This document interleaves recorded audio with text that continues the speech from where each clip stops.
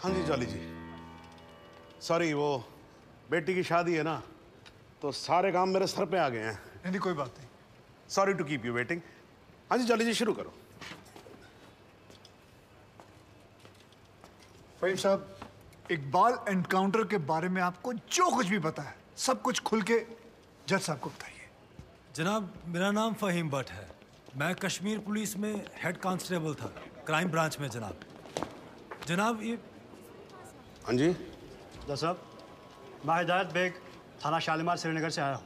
मेरे पास जगदीश्वर मिश्रा और जॉली और फहीम भट्ट के खिलाफ अरेस्ट वारंट है। वकील साहब पे ये इल्ज़ाम है कि उन्होंने फहीम भट्ट को हिरासत से भगाया। अरे वकील साहब, अब श्रीनगर में क्या करा है यार? यार मतलब हद ही है आजकल वकीलों की। हाँ जी माथुर साहब। जी श्रीमान, बहुत दुख की बात है कि कानून की रक्षा करने वाले ही कानून के साथ जब खिलवाड़ करेंगे तो समाज भ्रष्ट हो जाएगा श्रीमान, प्रजातंत्र नष्ट हो जाए। मेरे हिसाब से तुम्हें सरेंडर कर देना चाहिए। रही डेट की बात, केस की बात, तो हमें कोई भी डेट दीजिए, हमें कोई आपत्ति नहीं। जनाब, आप चाहेंगे तो कोर्ट खत्म होते ही हम दोनों कश्मीर पुलिस को सरेंडर कर देंगे, लेकिन उससे पहले आप फहीम भट्ट का बयान जरूर दर्ज कर लीजिए। ये मेरी हाथ जोड़ के विनती है आपसे। देखो वकील साहब, आप मुझसे तो कुछ उम्मीद रखो नहीं, समझ में आया नहीं आया? नहीं मैं बहुत झेल चुका हूँ आपको। नहीं, ये निरुपा राय की एक्टिंग मेरे सामने करने की जरूरत नहीं है। मासूम सा चेहरा मत बनाओ। इंस्पेक्टर साहब, आप गिरफ्तार करो इनको। जनाब सिर्फ 5 मिनट लगेंगे, बयान ले लीजिए, मुझे फिर बाद में चलो मेरी बात सुनिए। अरे लेके जाओ भाई। अरे भाई सुनो, वकील साहब को बोला ले जाने के लिए, इनको थोड़ी ना बोला इनको कटघरे में वापस लेके आओ। चलो साहब, वारंट तो दोनों के खिलाफ है। अरे भी जानता हूं, मैं जानता हूं, लेकिन ये फहीम भट्ट जो है ये तो लिस्टेड विटनेस भी है ना, तो इनकी स्टेटमेंट रिकॉर्ड कर लेते हैं। और आप एक काम करो, रिकॉर्ड होने के बाद ना आप दोनों को साथ ले जाना। हाँ जी जाओ जाओ। लेकिन श्रीमान, ये स्टेटमेंट तो अगली डेट को भी रिकॉर्ड हो सकती है। माथुर साहब देखो क्या है, कल से मैं 2 महीने की छुट्टी पे जा रहा हूँ। बिटिया की शादी है, आपको तो मालूम है ना, मतलब मैं कार्ड भेजूंगा, आपको आना होगा। हैं जी हैं। तो मैं क्या सोच रहा था कि सारे पेंडिंग केसेस खत्म करके जाऊंगा, इसीलिए 6 बजे के बाद भी देखो कोर्ट चालू है मेरी। लेकिन श्रीमान, एक आदमी जो पुलिस कस्टडी से भागा हुआ है उसकी स्टेटमेंट कैसे रिकॉर्ड हो सकती है? इस विटनेस की कोई क्रेडिबिलिटी नहीं। नहीं क्या है माथुर साहब, 2 मिनट की बात जी। हाँ जी रिकॉर्ड हो जाएगा स्टेटमेंट, उसके बाद हम आपके यहाँ कौन है जी। माफ कीजिएगा, ये ठीक नहीं हो रहा सर, आप गलत कर रहे हैं सर। मैं गलत नहीं कर रहा हूँ, जज को मत बताओ आप, उसी के कोर्ट में कि वो गलत कर रहा है। ये मत करो आप। देखिए मैं खुल के बोल रहा हूँ सर, सॉरी क्षमा चाह, लेकिन आप गलत कर रहे हैं सर। आपके दिल्ली के किस्से मैंने सुने हुए। हाँ, आप किसी की चलने ही नहीं देते थे, जो मन में आता था वो करते थे, उद्दंड आदमी की तरह बिहेव करते थे सर। कुर्सी पे बैठ के आप तुगलक ना समझिए, ये दिल्ली नहीं अवध है। क्या बोल रहे हो आप मुझे? तुगलक बोल रहे हो आप मुझे? मतलब सन की समझ के रखा हुआ है। माथुर साहब, अगर हार्ट का मरीज नहीं होता ना मैं, तो आपको बताता इस कुर्सी पे बैठ के कि असली तुगलक होता क्या है। एक मिनट सर। नहीं, आप एक बार बैठ कर देखो इस कुर्सी के ऊपर, ना बाईपास सर्जरी हो जाए, मेरा नाम बदल देना आप। हाँ जी ये सब मत करो, आप बैठो, कार्रवाई शुरू करते हैं। हाँ जी। नहीं सर ये नहीं होने दूंगा मैं। क्या होने नहीं दोगे मतलब क्या है? सर ये आपत्तिजनक बात है सर, ये इसमें कोई आपत्ति नहीं है। आप जो हो रहा है होने दो, मैं बैठा हूं, मैं कर रहा हूं ना सब, मुझे गलत मत साबित करो। सर अगर आपने जबरदस्ती की तो मैं यहीं पर अदालत में धरने पे बैठा हूं। क्या धरने पे बैठ गया मैं? अरे क्या लीजिए। अरे क्या कमाल कर रहे हो आप सच में बैठ के क्या बच्चों वाली बात कर रहे हो? खड़े हो जाओ। बिल्कुल यहीं बैठा रहूंगा। अरे मत बैठो भाई, वहां पर पोछा भी ढंग से नहीं लगाते हैं लोग कोर्ट के अंदर। प्लीज खड़े हो जाओ माथुर साहब, प्लीज खड़े हो जाओ। मैं धरने पे बैठा हूं, धरने पे बैठा रहूंगा। यहाँ मीडिया देख रहा है, आपको कोई फर्क नहीं पड़ता है क्या? अरे तो सर मीडिया भी तो देखे ना कि बाहर के जज आकर कैसे अपने ईगो को सेटिस्फाई करने के लिए कोर्ट को अपना घर समझ लेते हैं। मैं यहीं पे बैठा हूं और बैठा रहूंगा। इनको जो लिखना है लिखो। मतलब आप नहीं उठोगे ना तो बैठे रहो, और आप ही क्यों बैठोगे भाई, मैं भी बैठूंगा आपके साथ साथ वहां पर। भाई पता लगे सबको कि वकील ससुरे क्या क्या करते हैं कोर्ट में। तू वहीं पर। हाँ जी मैडम जी, जरा हटो, आप पकड़ो कुर्सी को, पकड़ो। हाँ जी थैंक यू जॉली। हाँ जी माथुर साहब, अब तो आप बैठो और बैठेंगे हम, और आज देख लें किसमें कितना है दम, ठीक है ना?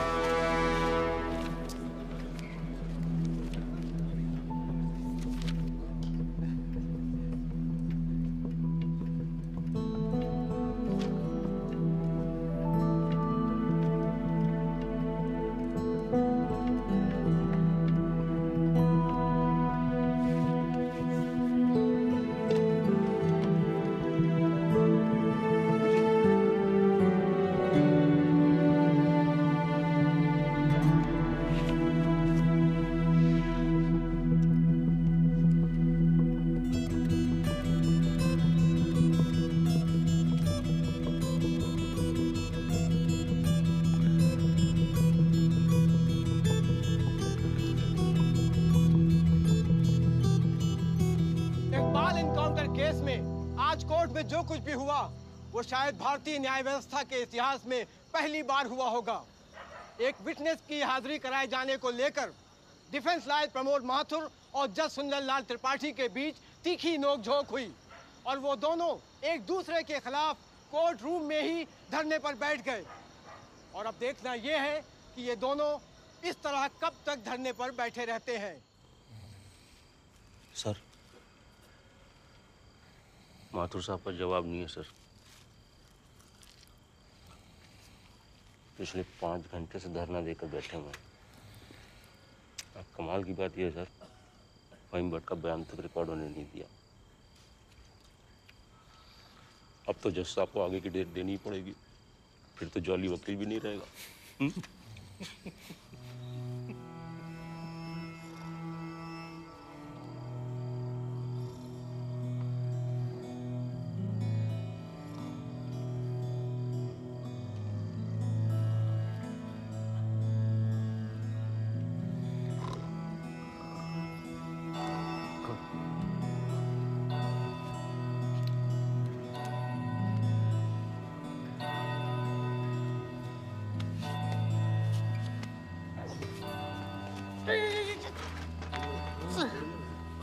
सर,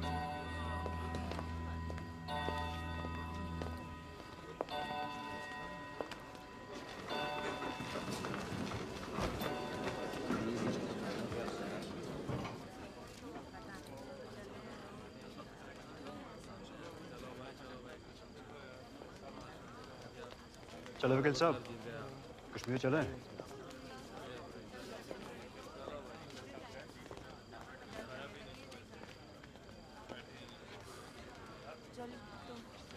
मैं चलता हूँ, अपना ध्यान रखना, ठीक है?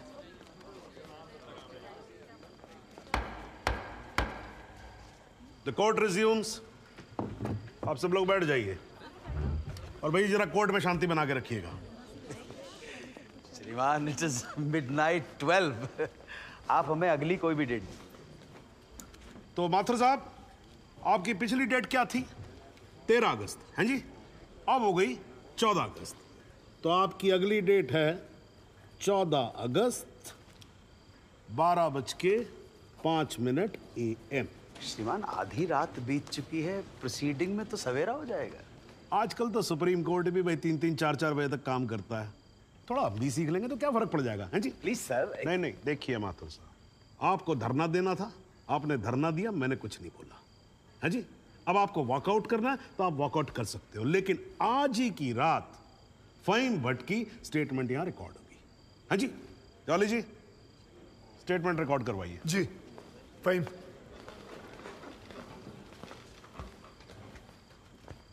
जनाब, बहुत बहुत शुक्रिया। फहीम साहब को बताओ क्या क्या हुआ था। जनाब, इस इनकाउंटर से कुछ महीने पहले हमने एक इंटेलिजेंस रिपोर्ट भेजी थी सिंह साहब की टीम को, जिसमें एक कश्मीरी मिलिटेंट इकबाल कादरी के डिटेल्स थे जो यहाँ लखनऊ में छिपा था। जनाब, इस इनकाउंटर से एक दिन पहले मुझको फोन करके यहाँ बुलाया गया ताकि मैं इस बात की शिनाख्त कर सकूं कि जिस इकबाल को इन्होंने पकड़ा है वो इकबाल कादरी है या नहीं। जनाब, जब मैं यहाँ पहुंचा तो उस शख्स का निकाह हो रहा था। मैं देखते ही समझ गया कि ये इकबाल वो इकबाल नहीं है। मगर जनाब, सिंह साहब की टीम ने मुझ पर प्रेशर बनाया कि मैं अपनी रिपोर्ट में ये कहूँ कि इकबाल कासिम ही इकबाल कादरी है। मैंने ये करने से मना कर दिया, मैं श्रीनगर वापस चला गया। फिर जनाब, जब मैंने इनकाउंटर की न्यूज़ पढ़ी तो मेरे को जनाब बड़ा अफसोस हुआ। मैंने श्रीनगर में अपने अफसरों को बताया तो बोले बात को रफा दफा करो। मैंने बहुत समझाया उनको, वो नहीं माने। जब वो नहीं माने तो मैंने दिल्ली में सेंट्रल एजेंसी को इस इनकाउंटर की कंप्लेंट कर दी। मुझ पर कंप्लेंट वापस लेने के लिए बहुत प्रेशर डाला गया। फिर मैं नहीं माना तो इन्होंने क्या किया जनाब, एक दिन मुझको गिरफ्तार कर लिया, एक झूठा मुकदमा बनाकर मुझे जेल में डाल दिया जनाब, और मेरे को जनाब महकमे से भी बाहर कर दिया जनाब मेरे को। शुक्रिया जनाब। माथुर साहब, आप कुछ कहोगे या नाराज हो अभी तक? अरे नहीं श्रीमान, आपकी नाराजगी मोल लेकर अपनी दुकान थोड़े बंद करवानी। मगर मैं तो ये पूछना चाहता हूँ, आप तो गुस्सा नहीं है? नहीं, मैं नाराज और आज कुछ नहीं हूं, लेकिन यार अगली बार से तुगलक मत बोलना मेरे को। हाँ जी माथुर साहब, मतलब इस कोर्ट में बैठे बैठे मेरे बाल सफेद हो गए। I think I deserve some respect. क्षमा प्रार्थी हूं श्रीमान। ठीक है, आप शुरू करो। फाइन भट्ट, आप माननीय न्यायाधीश महोदय को बताएंगे कि ये केस क्या है, इस अदालत में हम किस सच्चाई की खोज कर रहे हैं। ये कि कांस्टेबल भदौरिया और इकबाल की मौत कैसे हुई। तो आपने अभी जो राबी चिनाब झेलम जैसी लंबी कहानी सुनाई है, उससे कहीं ये साबित होता है कि इन दोनों की मौत कैसे हुई? क्योंकि मौके वारदात पे आप तो थे नहीं। जी नहीं, लेकिन ये तो पता चल। लेकिन कुछ नहीं। अगर कोई और फिल्मी कहानी सुनानी हो तो जज साहब को सुनाई। इनको फिल्मों में बहुत इंटरेस्ट है, मुझे बिल्कुल कोई दिलचस्पी नहीं है। मुझे तो मेरे प्रश्न का सीधा साधा जवाब दे दो यार, यस और नो। जी नहीं। Very good, well done. Fine, but ये अगस्त 2010 में कश्मीर पुलिस ने कुपवाड़ा इंसिडेंट में तुमको 6 महीने के लिए सस्पेंड कर दिया, क्यों? जनाब, इस सवाल का हमारे केस से क्या संबंध है? पंडित जी, अगर कोई संबंध नहीं हुआ ना तो काला कोट पहनना बंद कर दूंगा। मैंने आपसे कहा था ना, आपकी तरह कान घुमा कर नहीं पकड़ूंगा, सीधे पकड़ूंगा, कस के पकड़ूंगा। जाऊं? जाइए सर, नहीं तो आप फिर धरने में बैठ जाओगे। हाँ, तो क्यों सस्पेंड किया? मुझ पर एक आदमी की कस्टोडियल डेथ का इल्जाम था।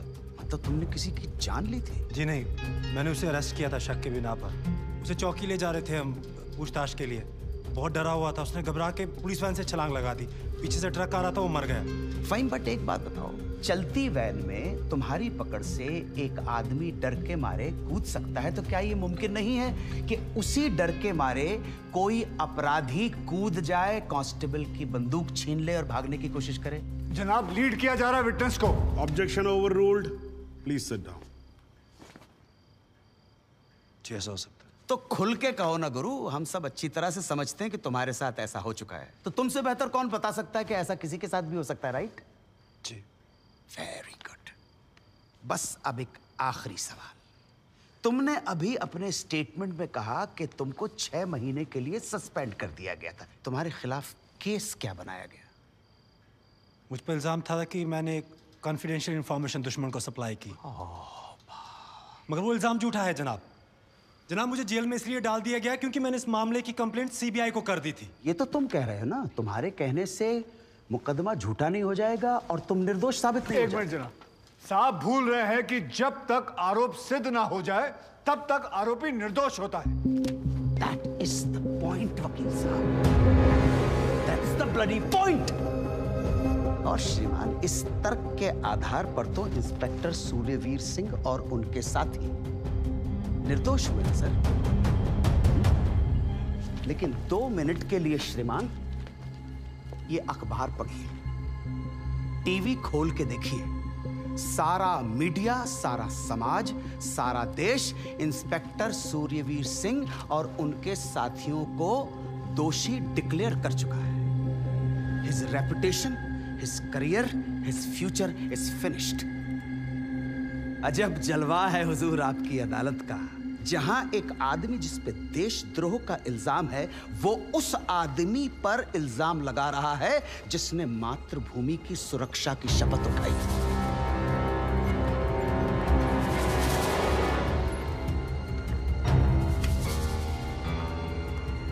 श्रीमान, आज से कई साल पहले इलाहाबाद हाई कोर्ट के बाहर एक बॉम्ब ब्लास्ट हुआ था जिसमें 9 बेकसूर लोगों की जानें गई थी। मृतकों में हमारे बड़े भाई, हमारी भाभी और 7 साल का भतीजा भी शामिल था। इसी आतंकी हमले में हमारे बाबूजी पूजनीय श्री जुगल किशोर माथुर भी घायल हो गए, मगर फिर भी वो आज यहाँ आए। आधी रात को श्रीमान ये देखने आए हैं कि आप किसके साथ खड़े हो। और श्रीमान, मैं ये पूछना चाहता हूं कि क्या ये न्यायालय इतना कमजोर है कि फैसला भी नहीं कर पा रहा है कि देश को सूर्यवीर जैसे अफसरों की जरूरत है या इकबाल कादरी जैसे हत्यारों की? और श्रीमान, अंत में सिर्फ इतना निवेदन करना चाहता हूं कि हम कितना ही अनजान बने रहें, कबूतर की तरह आंखें बंद करके बैठे रहें, लेकिन हकीकत यह है श्रीमान that we are in a state of war. और किसी विद्वान ने बड़ा सही कहा है, everything is fair in love and war. बाकी श्रीमान, न्याय आपके हाथ में। प्रमोद माथुर के प्रणाम स्वीकार करें।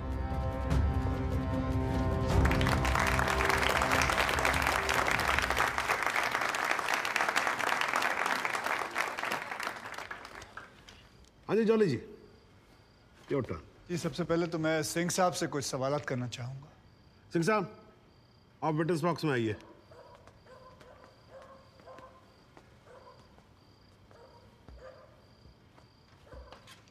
सिंह साहब, आप जरा कोर्ट को बताएंगे कि अगला क्रिकेट वर्ल्ड कप कौन जीतेगा? अरे ये किस तरह का सवाल हुआ भाई वकील साहब, हैं? ठीक है जज साहब, कुछ और पूछ लेते। अच्छा सिंह साहब, क्या आप कोर्ट को बता सकते हैं कि अगले इलेक्शन में आम आदमी पार्टी को कितनी सीट्स मिलेंगी? दिमाग खराब, पगला गया क्या? दो गोली और खाएगा? मैं वैसे तो अहिंसावादी इंसान हूँ सिंह साहब, लेकिन एक बार ना लॉ कॉलेज में एक 6 फुटे 8 इंच के लौंडे ने मुझसे बदतमीजी से बात की थी। माँ कसम, यहाँ कान के नीचे घुसड़ मारा था, उठा नहीं 22 दिन तक बिस्तर से। अगर यकीन ना हो ना तो माथुर साहब से पूछ। नहीं वकील साहब, देखो देखो यार, आराम से, कोर्ट है, सवाल करो, बवाल क्यों कर रहे हो यहाँ पर? हाँ सरकार, ये मुझे पागल कह रहा है, बदतमीजी से बात कर रहा है। सिंह साहब, क्यों कर रहे हो आप बदतमीजी से बात? छोड़ दो ना, जाने दो, आराम से कंटिन्यू प्लीज। चलो एक और बार ट्राई करते हैं सिंह साहब। क्या आप बता सकते हैं कि सलमान खान की शादी कब होगी? अरे वकील साहब, क्या बातें कर रहे हो? इंस्पेक्टर हैं वो, जोशी थोड़ी ना है। अगर ये जोशी नहीं है तो फिर इन्हें कैसे पता था कि ठीक सुबह 6:45 पे इकबाल को पेशाब आएगा? कैसे पता था जब उनको पेशाब आएगा तो गाड़ी गोमती नदी का पुल क्रॉस कर रही होगी? इन्हें कैसे पता था कि इकबाल कांस्टेबल भदौरिया की रिवॉल्वर छीन कर भागने की कोशिश करेगा? शादी में तो थे नहीं, फिर पुल पर कैसे पहुंचे तुम? इधर इधर, मैं यहां खड़ा हूं, आप पुल पे पहुंचे कैसे? इत्तेफाक। लो जी, इत्तेफाक। ऊपर वाले के आशीर्वाद से सही समय पे सही जगह पहुंच गए। बाय गॉड, बड़े इत्तेफाक हैं आपकी स्टोरी में सिंह साहब। जनाब, मेरे पास ये इनके 25 एनकाउंटर का कच्चा चिट्ठा है। ऐसे इत्तेफाक कई बार हो चुके हैं इनकी जिंदगी में। अपराधी गोली चलाने वाला होता है कि पहुंच जाते हैं शक्तिमान बनकर, और सिर्फ लखनऊ में नहीं बल्कि दूसरे शहरों में भी। जनाब, इनके 25 एनकाउंटर में से 19 के खिलाफ मारे गए लोगों के परिवार वालों ने शिकायतें दर्ज की हुई हैं, लेकिन आज तक एक भी मामले में निष्पक्ष जांच नहीं की गई। एंटी करप्शन ब्यूरो की एक रिपोर्ट के मुताबिक इनकी 28 करोड़ की संपत्ति होने का शक है, लेकिन वो भी जांच भी नहीं पूरी कर पाए, पहले ही बंद कर दिया उन्होंने। और ऐसे आदमी को बचाने के लिए हमारे माथुर साहब यहां अपने बूढ़े बाप को व्हीलचेयर पर बिठाकर कोर्ट में लाते हैं। मुझे तो इन पर और इन जैसों पर तरस आता है। नमस्कार, बहुत बहुत धन्यवाद। आपकी वकालत को मेरा प्रणाम जी। श्रीमान, एक ईमानदार और बहादुर आदमी का कैरेक्टर असैसिनेशन हो रहा है और आप बैठे देख रहे हैं। बहादुर, ठेंगा बहादुर है ये। हथकड़ी में बंधे निहत्थे आदमी को पीठ पर गोली मारने वाला ये बहादुर। 35,000 तनख्वाह पाने वाला 28 करोड़ का मालिक ईमानदार। दीमक है जनाब, ये दीमक खोखला कर देगा सारे सिस्टम को और पता भी नहीं चलेगा। कुछ तो लिहाज करो मेरे माथुर साहब, कुछ तो लिहाज करो देश का।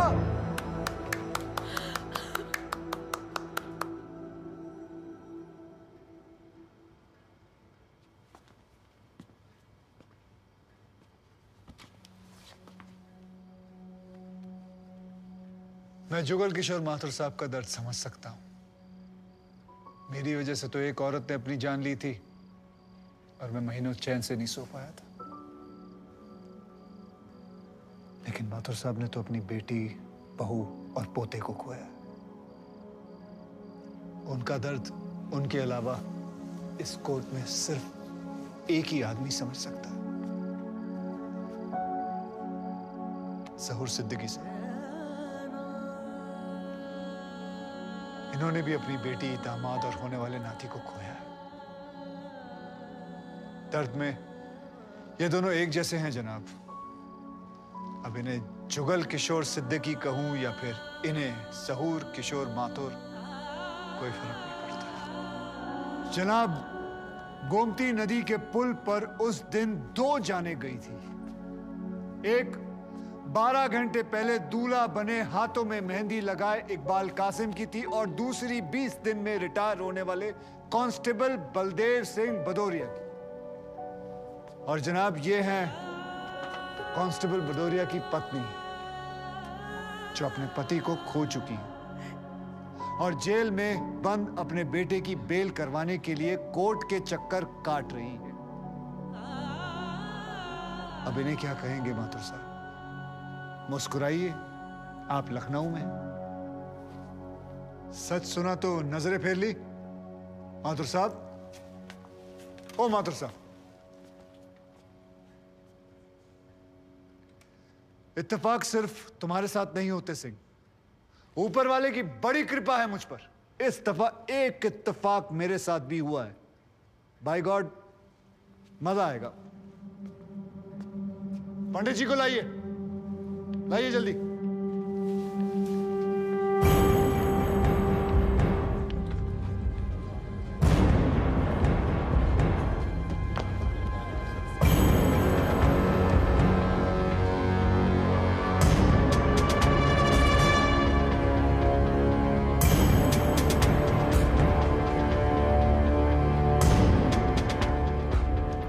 क्या मैं पूछ सकता हूं कि क्या हो रहा है इस कोर्ट में?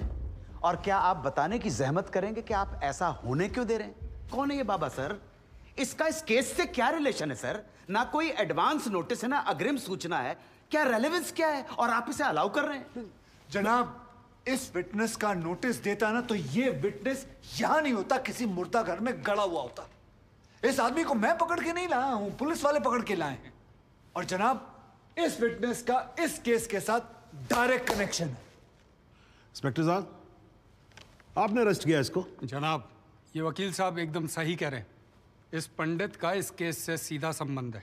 अगर संबंध नहीं हुआ ना, इंस्पेक्टर साहब, नौकरी खा जाऊंगा मैं आपकी। जानते हो ना ये बात? लेकिन जनाब, मैं बिल्कुल सही कह रहा हूं। ठीक है, मैं विटनेस को अलाउ करता हूं। No sir, I object sir, I object. Mathur साहब, मेरी बात सुन। देखो क्या है यार, 3 बजने वाले हैं, बाहर जाएंगे ना बस मिलेगी ना रिक्शा मिलने वाला है। 6 बजे तक तो वैसे ही बैठना हम लोगों को, तो तब तक करवा लेते हैं विटनेस। मतलब हो सकता है कि इसमें कुछ निकली है। हैं जी? चलिए जी, विटनेस बॉक्स में आ जाइए।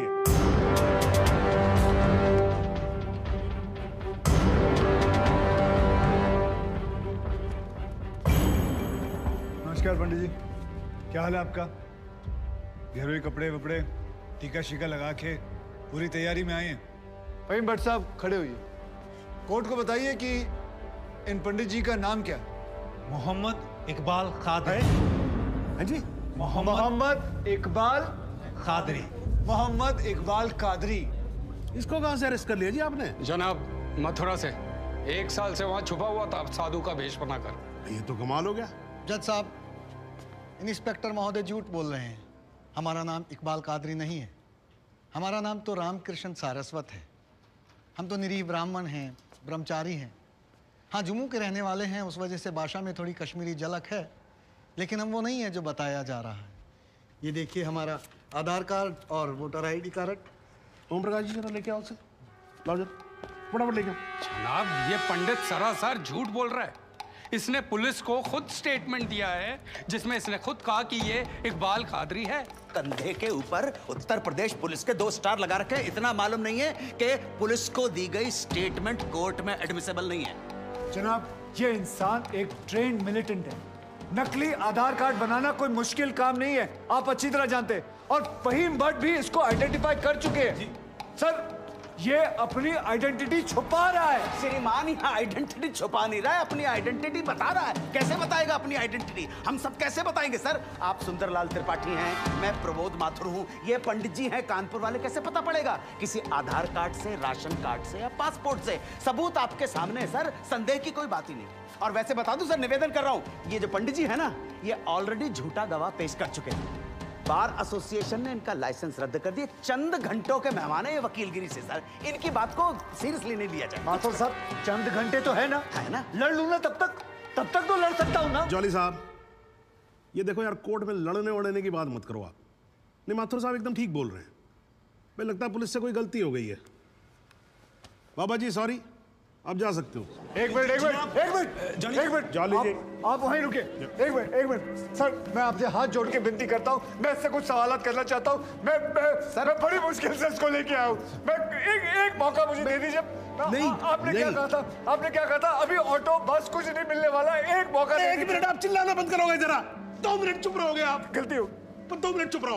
Okay.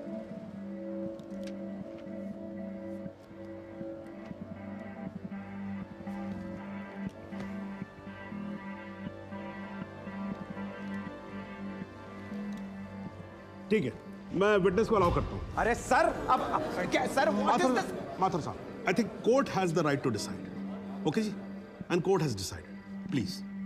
Thank you.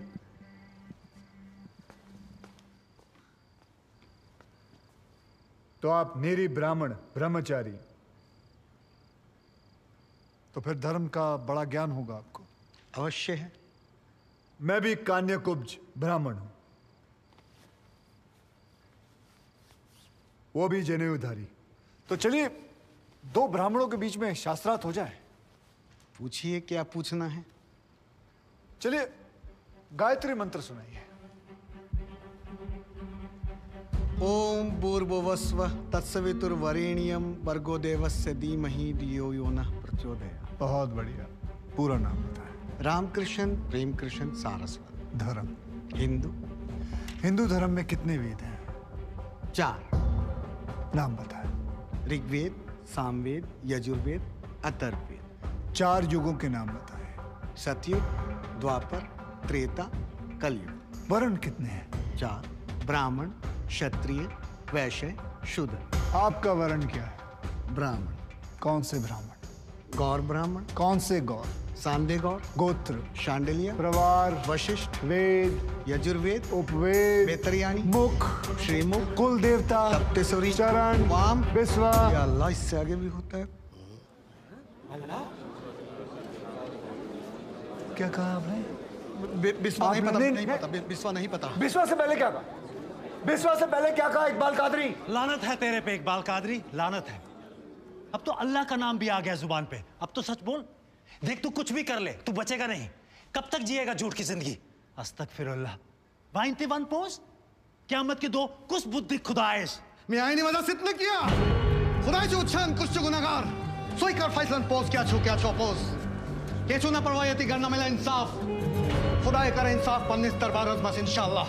Iqbal Qadri, अगर मैं चाहता था तुम्हारा मेडिकल टेस्ट करवा के ये पता कर सकता तुम कितने बड़े पंडित हो, मगर मुझे तुम्हारी जुबान से सुनना था।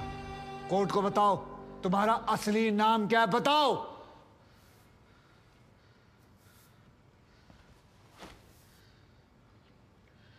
जज साहब, मेरा नाम मोहम्मद इकबाल कादरी है। मुझे सिंह साहब ने अरेस्ट किया था। मैं उनकी कस्टडी में था, लेकिन उन्होंने मुझे कोर्ट में पेश नहीं किया। मैं जानता था कि वो मेरा एनकाउंटर करने वाले हैं। एक दिन मौका देखकर मैंने उनसे कहा कि अगर वो मुझे जाने देंगे तो मेरे आदमी उन्हें बहुत सारा पैसा देंगे, और उन्होंने मेरी बात मान ली। इसे लेके कहाँ जा रहे हैं? सिंह साहब ने आजाद कर दिया इसे। जा रहा आजा। सिंह साहब को कितने पैसे दिए? 50 लाख, 25 लाख एडवांस और 25 एनकाउंटर के बाद। आई ऑब्जेक्ट श्रीमान।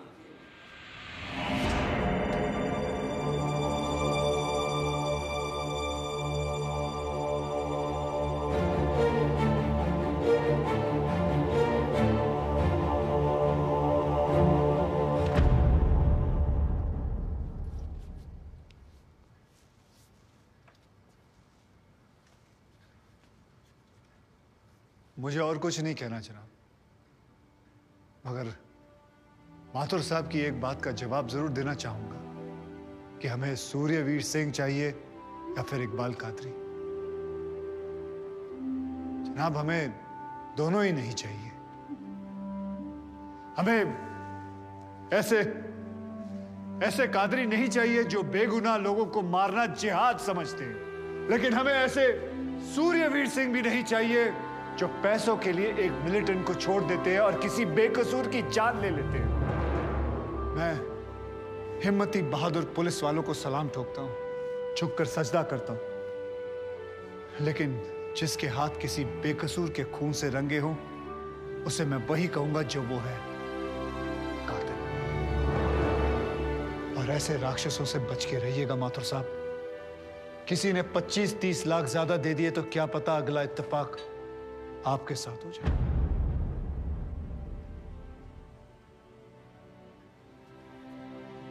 अंत में सिर्फ इतना ही कहना चाहूंगा कि इस दुनिया के सबसे बड़े जाहिल ने कहा था कि इश्क और जंग में सब कुछ जायज है, क्योंकि अगर ऐसा है तो फिर बॉर्डर पर सिपाहियों के सर काटने वाले भी जायज है और जवान लड़कियों पर एसिड फेंकने वाले आशिक भी, क्योंकि अगर ऐसा है तो फिर इकबाल कादरी भी जायज है और सूर्यवीर सिंह भी।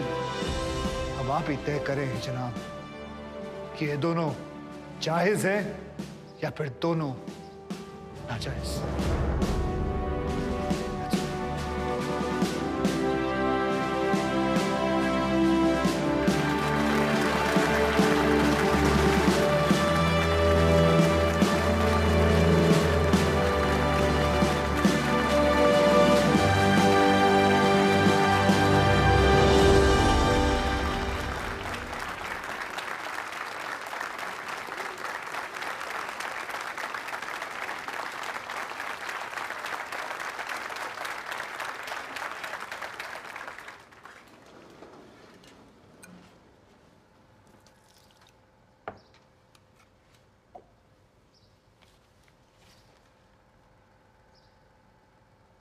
सालों में एक बार कभी कोई ऐसा केस आता है जब इस कुर्सी पे बैठने का अफसोस नहीं होता है। नहीं तो जी मैं तो रोज ही कोर्ट आता हूं, बैठा रहता हूं कोर्ट के अंदर, घड़ी की तरफ देखता रहता हूं कि कब 6 बजे और कब मैं उठ के घर चला जाऊं। क्या करें जी, न्यायपालिका की हालत ही कुछ ऐसी है। ये देखो जी, ये अंधेरे बदबूदार कमरे जिन्हें कोर्ट कहा जाता है। भाई साहब, इसमें हम जैसे जजों का आने का मन नहीं करता। आम जनता की बात तो क्या करें। हाँ जी मात्र साहब, ठीक बोल रहा हूं ना मैं? मतलब 3 करोड़ से ज्यादा केसेस पेंडिंग है इस देश के अंदर, और कुल मिलाकर जज कितने? 21,000। यानी देखा जाए तो 1 लाख लोगों पर एक जज। डेट पे डेट पड़ती रहती है। हाँ जी, लोग आते रहते हैं, हताश होकर घर जाते रहते हैं। लेकिन फिर भी आज भी हिंदुस्तान में जब कहीं 2 लोगों के बीच में झगड़ा होता है ना, कोई विवाद होता है, तो एक दूसरे से क्या कहते हुए पाए जाते हैं? I will see you in court. क्यों करते हैं भाई लोग ऐसा? हाँ जी, क्योंकि आज भी लोग भरोसा करते हैं, न्यायपालिका पे। उनको भरोसा होता है कि अगर सरकार उनकी बात नहीं सुनेगी, प्रशासन उनकी बात नहीं सुनेगा, पुलिस उनकी बात नहीं सुनेगी, तो कोर्ट सुनेगी उनकी बात, सुनेगी और न्याय देगी। इसलिए भाई साहब, इस कुर्सी पे बैठा मेरे जैसा हर आदमी, उसका यह कर्तव्य बनता है कि वो इस भरोसे को ना टूटने दे। इस कोर्ट में पेश किए गए सभी गवाह और एविडेंसेस, एक बात तो एकदम साफ हो जाती है कि 13 अगस्त को गोमती नदी के पुल पे जो भी हुआ वो अचानक होने वाला एनकाउंटर नहीं था, बल्कि एक सोची समझी साजिश के तहत की जाने वाली हत्या थी। इसलिए यह कोर्ट इंस्पेक्टर सूर्यवीर सिंह और उनके सभी साथियों को आईपीसी सेक्शन 302, 201, 182 और 340 के तहत हत्या, एविडेंस मिटाने, कोर्ट को गुमराह करने और झूठे सबूत पेश करने का दोषी मानते हुए लाइफ इंप्रिजनमेंट की सजा सुनाती है। और यह कोर्ट शहीद कांस्टेबल बलदेव सिंह भदौरिया के पुत्र राम कुमार भदौरिया को तुरंत रिहा करने का आदेश भी देती है। The court is adjourned.